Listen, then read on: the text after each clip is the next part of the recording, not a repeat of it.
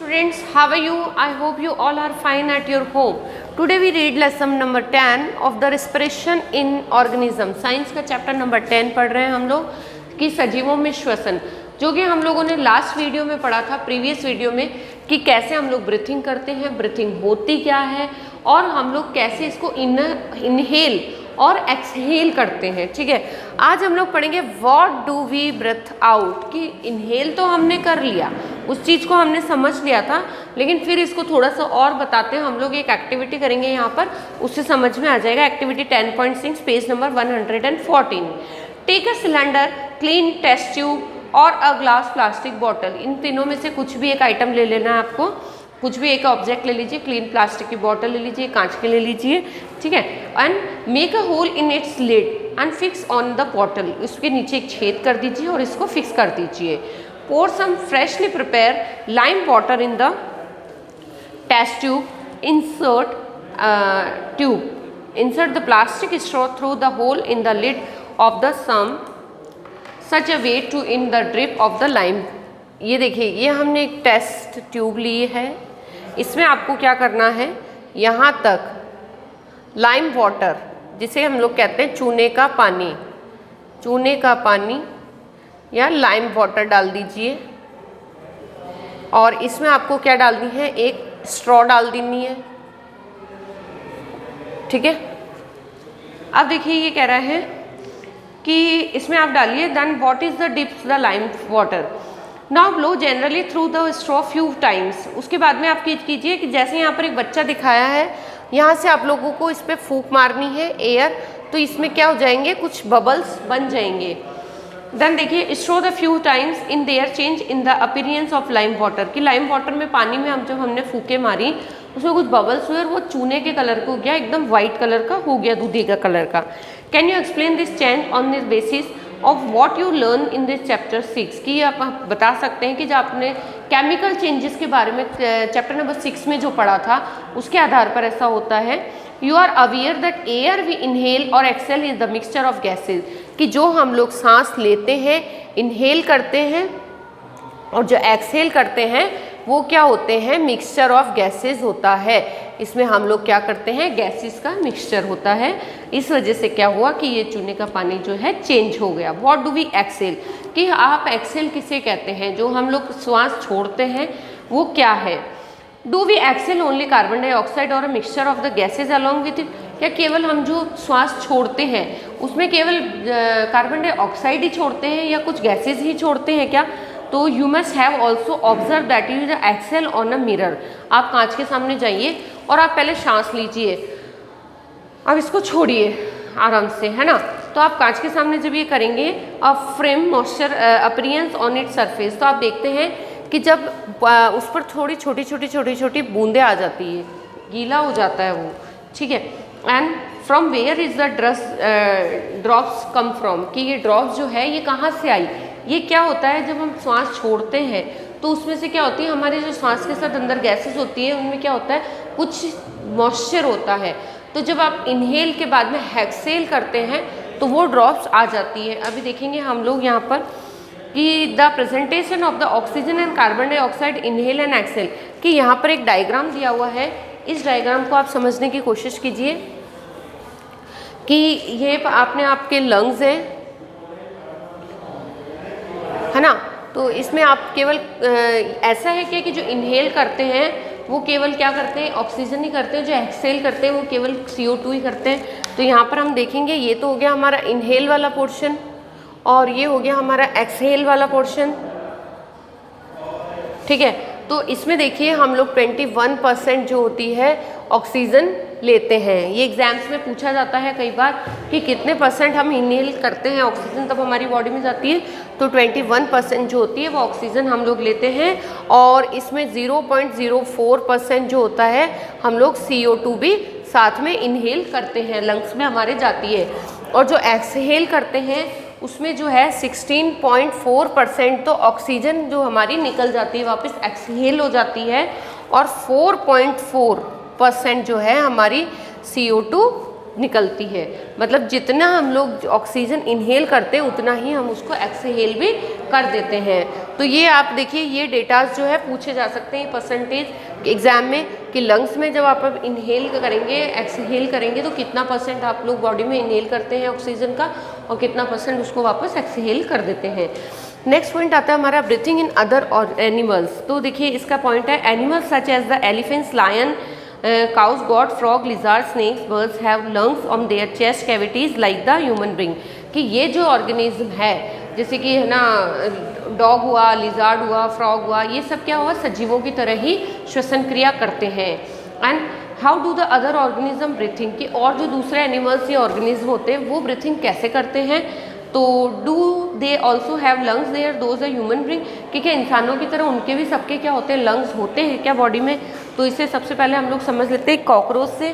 देखिए कॉकरोच की जो बॉडी होती है उसमें कुछ छोटे छोटे छिद्र बने होते हैं, उन छिद्र को हम लोग बोलते हैं स्पेरिकल्स बोला जाता है। ये देखिए यहाँ पर कॉकरोच है, इसके ये कॉर्नर वाला जो होता है पोर्शन, इसमें कुछ स्पेरिकल्स होते हैं, इन स्पेरिकल्स को छिद्र बोला जाता है हिंदी में।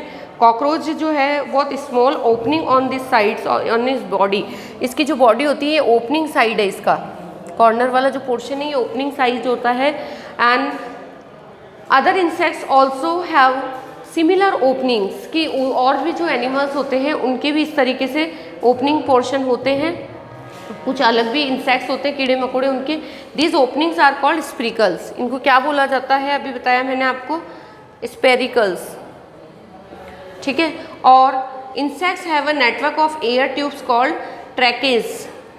ये जहाँ से ये इनहेल करता है कॉकरोच, इसे क्या बोला जाता है, ट्रेचिया। क्या बोला जाता है, ट्रेचिया। तो कॉकरोच की जब इनहेलर सिस्टम पूछता है, रिस्पायरिंग सिस्टम पूछता है, तो उसमें दो ही चीज़ें आती है कि स्प्रिकल्स के थ्रू ये क्या करता है, ट्रैकिया से श्वसन क्रिया करता है। ओके, एंड ये क्या करता है, ऑक्सीजन गैसेस लेना और मतलब छोड़ना, दोनों क्रिया इसी से होती है। स्प्रिकल्स से तो लेता है और ट्रैकिया से छोड़ता है। Oxygen that rich rushes through स्प्रिकल्स into the tracheal tubes, वो ट्रैकियल ट्यूब होती है इसके अंदर, उससे ये है जो यहाँ पर श्वसन गति करता है। Diffuse into the body tissues and reaches every cell of the body. Similarly carbon dioxide from the cells goes into the tracheal tubes and moves through spiracles. वही स्प्रिकल्स के थ्रू इसकी बॉडी में और भी जितने भी जो कोशिकांग होते हैं उनमें जो होता है ऑक्सीजन पहुंच जाता है।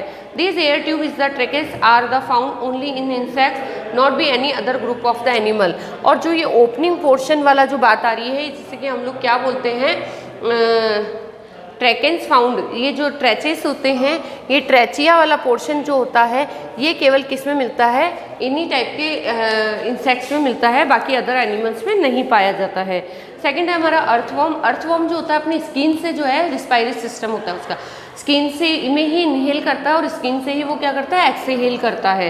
अब यहाँ पर देखिए, recall from chapter 9 of the class 6 class का 9 चैप्टर आपको याद होगा। अर्थवॉर्म जो है वो ब्रीथिंग करता है किससे, स्किन के थ्रू, ठीक है।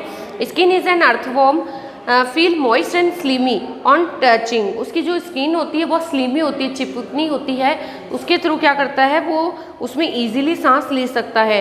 एंड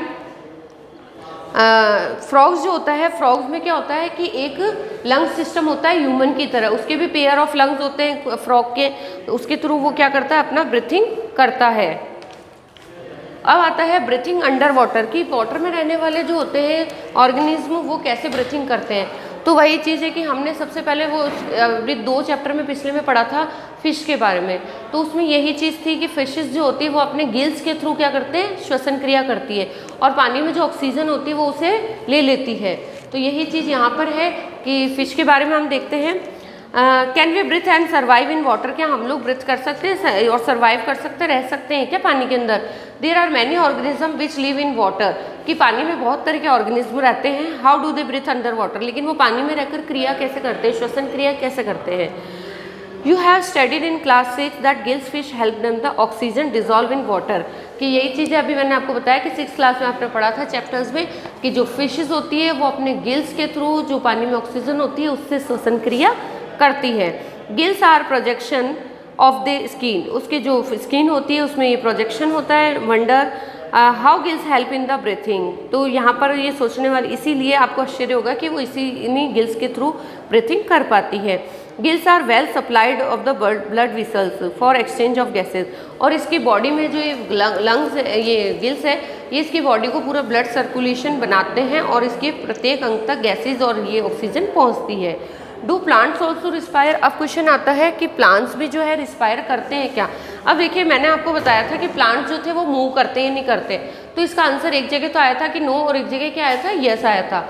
तो वही चीज़ है कि अगर ये एक जगह से दूसरी जगह मूव नहीं कर रहे हैं, लेकिन क्या होते हैं जब इनको रूट किया जाता है, इनको प्लांटिंग की जाती है, तो क्या होता है ये बढ़कर ऊपर आ जाते हैं। तो ये मूव ही कर रहे हैं ना, ग्रोथ कर रहे हैं, और फ्रूट्स लग रहे हैं, फ्लावर्स लग रहे हैं, उसके बाद में ये फूड बनाते हैं। और आपको पता है कि इसमें जो लीव्स होती है, प्लांट्स में जो लीव्स होती है, उनमें क्या पाया जाता है, स्टोमेटा पाया जाता है। जो छिद्र होते हैं छोटे छोटे, स्टोमेटा, पर्णहरित जिसे बोला जाता है, वो पाया जाता है। और ये पर्णहरित जो होता है, ये क्या करता है, फूड बनाने का, लीव्स जो होती है फूड वर्कर होती है, फूड बनाती है, प्लांट को पूरा फूड सप्लाई करती है। तो यही चीज़ है कि स्टोमेटा में जो होते हैं, ये इसमें श्वसन की क्रिया को करते हैं प्लांट्स में। यहाँ पर देखिए, like other living organism plants also respire in the survival as you have learn in class 6 की, पता है आपको क्लास 6 में आपने पढ़ा था। They also take in oxygen from the air and give out carbon dioxide, कि वो कार्बन डाइऑक्साइड जो होती है उसको ले लेते हैं और उसमें खाना बनाते हैं। In the cells oxygen is use to the break down glucose into the carbon dioxide and water as in the other organism, की जो प्लांट होता है उसके अदर पोर्शन तक ये कार्बन डाइऑक्साइड को पहुंचाती है, वाटर को पहुंचाती है, और ये अदर ऑर्गेनिज्म बनते हैं। In plant each the independently take in oxygen from the air and give out carbon dioxide. You have already learned in chapter 1 leaves or a plant and heavy tiny pores called stomata for exchange the oxygen and carbon dioxide, कि हम लोग जो carbon dioxide छोड़ते हैं उसे leaves जो होती हैं, जो प्लांट्स होते हैं, वो इन स्टोमेटा वाले जो ये छोटे छोटे छिद्र होते हैं, इन छिद्रों के माध्यम से क्या करता है, हमारे इसको ऑक्सीजन में कन्वर्ट कर देता है। लाइक और other animal living cells of the plants, the root cells also need oxygen and generate energy, कि जो रूट होता है वो भी क्या करता है, एनर्जी जनरेट करता है। And roots take up air from the air spaces present between soil particle, जो मिट्टी के छोटे छोटे कण होते हैं रूट के अंदर, जड़ के अंदर जो छोटे छोटे मिट्टी के कण होते हैं, उनमें बीच में क्या होती है, जगह होती है, और उनमें क्या भरी हुई होती है, एयर भरी हुई होती है। और वो एयर ही किस चीज़ का रोल होता है, वो एयर ही क्या करती है, इसमें श्वसन क्रिया, रेस्पिरेटरी सिस्टम होता है। As the spaces present between the soil particles, can you guess what will happen is the potted plant in the over watered, कि क्या होता है जब आप प्लांट लगाते हैं और उसमें ढेर सारा पानी दे देते हैं, तो वो बिल्कुल क्या हो जाता है, गल जाता है, खराब हो जाता है। In this chapter you learn in the respiration is the vital biological process, कि हमने इस चैप्टर में जो है बहुत अच्छे तरीके से हमारे रेस्पिरेटरी सिस्टम को पढ़ा। And all living organism need to respire to get the energy needed for their survival, की हर जीवित जो सजीव है, इंसान है, चाहे कोई भी वस्तु सजीव जो भी जीव है, उन सबको क्या है, रेस्पिरेटरी सिस्टम यानी कि श्वसन की क्रिया करने की आवश्यकता होती है, उसी से हम लोग जीवित रह सकते हैं। तो आज हमने इस वीडियो में respiratory as the organism, respiration of the organism system को पढ़ा। मैं आशा करती हूँ आपको वीडियो पसंद आया होगा। वीडियो को लाइक करें, चैनल को सब्सक्राइब करें। Okay, thank you students. और इसके साथ में इसके साथ में आप लोग जो क्वेश्चन आंसर्स प्लीज़ आप कर रहे हैं, उसके साथ डायग्राम्स भी ड्रॉ करते जाइए, और कंटिन्यूसली जो वर्क आपको दिया जा रहा है उसके क्वेश्चन आंसर्स अगर आपको चेंज है थोड़े से, तो आप एनसीईआरटी सॉल्यूशन में आप इसको फाइंड करके कर सकते हैं। ओके बच्चों, thank you students. Okay, stay home, stay safe.